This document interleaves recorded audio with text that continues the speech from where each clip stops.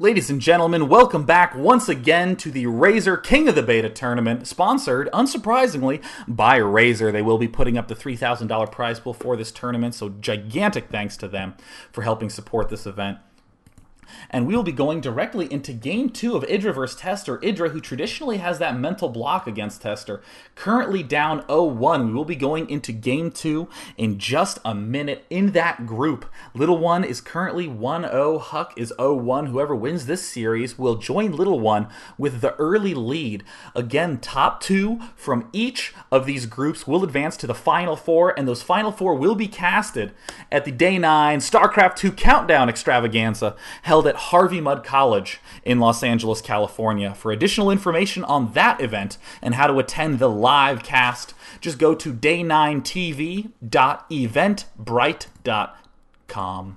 So here we are going directly into Game 2. We have Idra apparently choosing Scrap Station, the very classically Zerg-favored map in this map set. Scrap Station and Metalopolis are the two favored maps for Zerg. So we also have Tester spawning here on the right as the blue Protoss. Very interested to see how Tester is going to be playing off this game, because really Tester loves that 2-gate so much, and on this map we've seen him wall himself off at the front here before, but playing a little bit passively, putting that pylon back there. That's a little dangerous because these destructible debris can go down, creating another pathway into that natural expansion. Regardless, it does seem that Tester wants to get an excellent sense of what Idra's doing. These distances are so far apart that Tester wants to make absolutely certain that he knows exactly what Idra's doing very early on.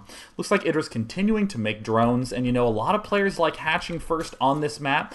So what a lot of Protoss players will do is send this probe super early, check to see if there's a pool down, and then they will retreat right here to the Expo to block. And that looks like exactly what Tester's doing. Perhaps he's even just checking there early to see if anything funky is going on. Will we see a gateway go down? No, it looks like a forge. Oh, that's kind of an interesting choice, going forge in both games, contradicting his usual nature of being incredibly aggressive with Zealots right at the start. Pool going down for Idra. Didn't look like he ever had any intention of building an early hatchery at his Expo. Just wanted to get that pool up at a very typical timing. And now here comes Idra, is sending out a drone. Doesn't look like it's heading towards the hatchery. Looks like Tester did pull back to try to block an Expo, but this may as well be a scout for Idra. No, it looks like he is just trying to trick this probe into moving back, and oh my god, that is just annoying in StarCraft 2 as it was in StarCraft 1, throwing the pylon down at the Expo. Idra's expansion is going to be delayed so much, and in the meantime, it looks like Tester has just been chrono boosting probes, and we'll be building one cannon, just going to play very calmly, very passively at the outset. We do see Zerglings and a Queen going down, and Tester letting that pylon finish, really wants to make sure he delays that hatch a lot. Doesn't look like Idra is going to be expanding down here to one of the other expansions. A lot of times that's tempting, but it can be very dangerous to spread yourself that thin that early in the game. Gas going down for Idra at a very normal time. Nothing out of the ordinary about that. It looks a little bit late, but that's only because his hatchery hasn't been planted yet, and Tester is throwing down his expansion at his natural. Only one cannon, just very light on the defenses. He does still have this one probe alive, so he can keep a good tab on exactly what his opponent is doing. Gas now done for Idra. No gas up for Tester. He's just continuing to make probes, saving up quite a bit of chrono boost there at 65 energy, and finally walling himself off with a gateway. Notice this little space right here that will allow him to send units down to this area where it looks like he can pop out on this side of the destructible debris. And ooh, it looks even like there's a little space in there as this probe was able to get out and walk right by the Automaton 2000. So we do have a whole bunch of Zerglings trying to get up here to the Xel'Naga Watchtower. A very key piece of terrain on this map, getting a good chance to see what's coming out. But it looks like Idra's Zerglings were just kind of doing their own thing, letting that probe get right up into Idra's main. Again, more vomiting of the larva. Idra being very proactive about getting as much larva as possible. Another Automaton 2000, just checking out everything that's up. Looks like Creep Tumor up very early. Oh, this probe isn't going to get too much information, but still that's decent to see that there's no layer up quite yet. And these Creep Tumors so important on this map to goop up this entire area, as that does increase your mobility hugely. There's the Cybernetics core going down for Tester. Let's see if he makes a second one just in case. Two geysers going down right now as well for Tester. Saved up a little bit of chrono boost, but now he is spending all of it on that +1 upgrade, that critical +1 upgrade that will allow will allow Tester to kill Idra's Zerglings in 2 hits instead of 3 with his Zealots.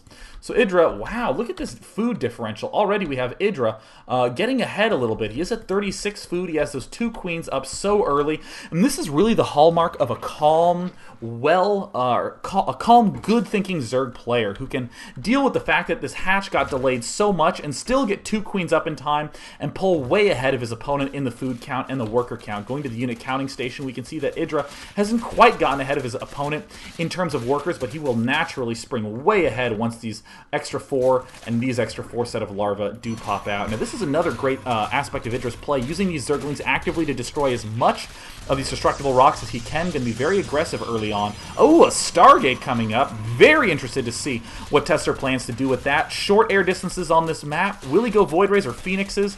Interesting choice, because already it looks like Tester's trying to gear up for a ground attack. He's getting the Warp Gate and that +1 attack upgrade. No other structures up yet, and with this cannon done, Idra's little antics at the destructible debris will have to come to an end. And it does look like speed has been upgraded for Idra, so we will have Zerglings to be able to deal with immortal pushes or big gateway shoves early on. Another trademark Idra move, getting that +1 armor upgrade. That will try to counteract this +1 attack upgrade.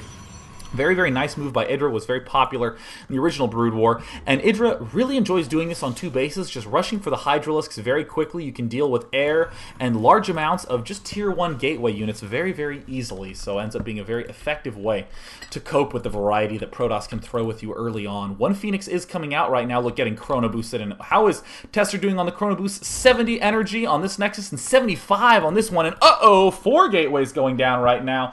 This is extreme pressure coming up right now for Tester. Very, very, very aggressive opening on this game. And you know, I will admit, Tester is very good about saving up chrono boosts and using them on key units at the right times, key buildings, getting those upgrades up. Here comes the Phoenix, and it looks like Tester will be able to get a great look of what's going on in Idra's base. There's the Queen going to do a little bit of damage, just scouting going on right now.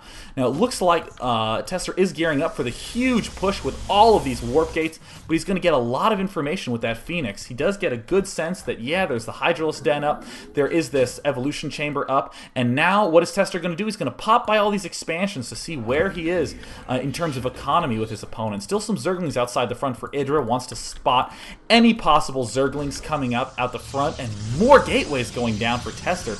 Just really wants to pound his opponent to death early on, and here comes some Stalkers picking off a Scoutatory Overlord early on, so excellent move there. Always good to pick those off, and of course always good to get speed early on as Zerg, because look at what you can do. You can end up checking out everything that's up. Early Twilight Council. Now, I know Tester is not a fan of getting a lot of storms in this matchup, but this Twilight Council is very important for Protoss because you need it to get that +2 upgrade. So it looks like Tester is sort of gearing up for a big attack, but I just want to go to this resource station. God, look at this. Even with all these warp gates that Tester has, Idra has just so many Hydralisks, and he already has that +1 armor upgrade, and he has 2 more evolution chambers down to get the double +1/+1 ups. Uh-oh, looks like Protoss is getting control of the Xel'Naga Watchtower, but he has to be careful. That is a lot of Hydralisks there. 1 Guardian Shield getting thrown down. Tester not quite sure if he wants to stay or go, but again, that Xel'Naga Watchtower is such a critical piece of terrain that you really want to get that, because you do have an excellent sense of how many units your opponent has. Look at the information that Tester is getting just by being present, but he needs to be very watchful of that. Very good timing, pulling everything back, adding on more Zealots, more Stalkers. It looks like that +1 armor is coming up soon. That Phoenix, I cannot figure out where it is, but it will do some nice scouting action if he is still alive. Either way, look at Tester trying to be very aggressive about maintaining control there. And look at this very active Creep Tumor line by Idra, trying to maintain as much speed and mobility with those Hydralisks as he can. And whoa! Double robotics facility. We'll come back to that in a second, because huge push coming up right now for Idra. And look at that, defensive force fields trying to block the Zergling flank and retreating again. Tester wants control of that Xel'Naga Watchtower so badly, so he can get, again, good unit counts. He sees that there were Zerglings at this bottom flank. He sees that there was this big Hydralisk count. How are those upgrades coming along for Idra? He is getting, +1 melee attack and +2 armor. Very good for an Ultralisk transition in the late game. Destructible Rocks going down right now for Tester, and it looks like, oh yes, he is getting Blink at the Twilight Council, warping in yet more Stalkers, wants to be very aggressive at the start of the game. Yep, there's the other use of the Twilight Council, getting that big +2/+1 army coming up. And interestingly, the double robotics facility, are we going to see a Robo Bay? Yeah, wow, this is a very weird play by Tester. He absolutely cannot support a Stargate, these 3 warp gates, and these 4 warp gates. I mean, that's 7 warp gates, and, you know, 2 more unit producing structures, and then here's 2 robotics facilities. I mean, obviously cannot support from all of those, but it looks like he wants to try to skew his composition to deal with this increasingly large ball from Idra. God, Idra just has so many units and is expanding all around the map. Hasn't taken gas at either of these locations, and now those both go down as he is starting to get a layer up, and uh-oh,